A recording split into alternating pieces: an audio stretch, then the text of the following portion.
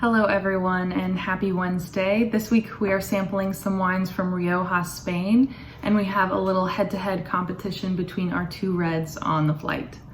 Before we dive in, I want to let you know that all three of these wines are available in-house as a flight by the glass or the bottle, but they are also available on our online store. The link to that store is in the description box below, and this week we have a discounted bundle for the two reds.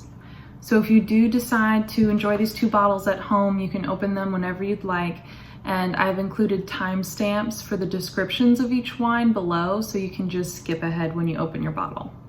Many know that Rioja is synonymous with Tempranillo, which is an indigenous grape to Spain and renowned for its ability to contribute aroma, flavor, and aging potential.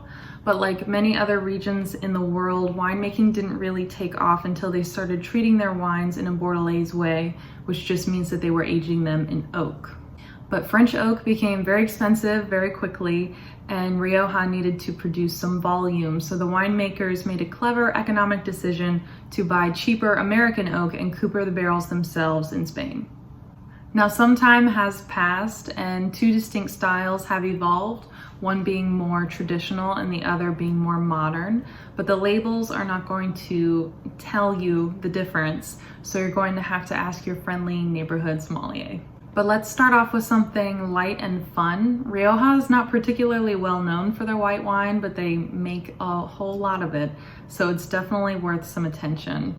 If you have purchased the flight, on your left is the Viña Bujanda Rioja Viura 2018. It is 100% Viura, aged in stainless steel, but they do allow for a couple of weeks of skin contact, which really amps up the richness and the fruitiness of the wine. On the nose, it is super floral and aromatic, with lots of honeysuckle, dried apricot, and some earthy suede notes. On the palate, the Bujanda has an excellent creamy pear quality, accompanied by notes of orange honey blossom, lime zest, and some pineapple. I would pair this with the classic pork and apple combo. Now let's get into the head-to-head competition between our two Tempranillos, or one could say Rioja y Rioja.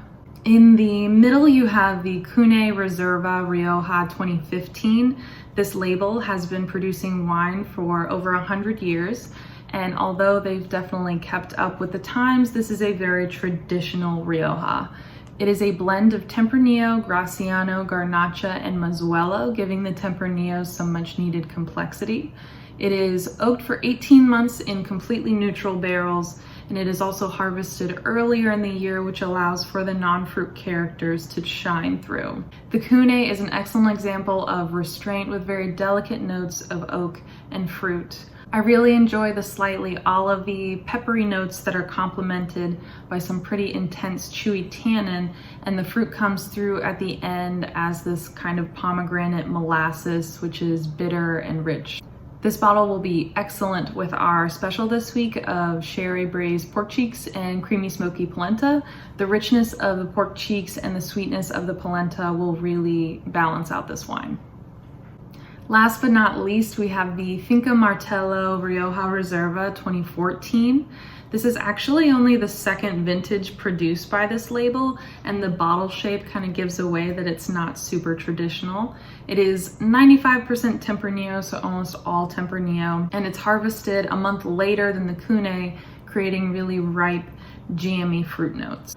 It is oaked for 24 months in a combination of 100% new American and French oak. The Finca Martelo is definitely an extroverted wine.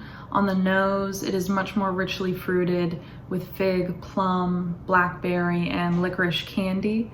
These jammy fruit notes follow through on the palate, and the tannins are much more subtle than the Cune. On the finish, it is aggressively oaky, and that woody flavor sticks around for a long time, so if you're someone who enjoys American Petit Syrah, this is definitely your speed. That is all this week. Please leave any comments or questions below. Like this video if you enjoyed the flight, and I will see you guys in a couple of weeks.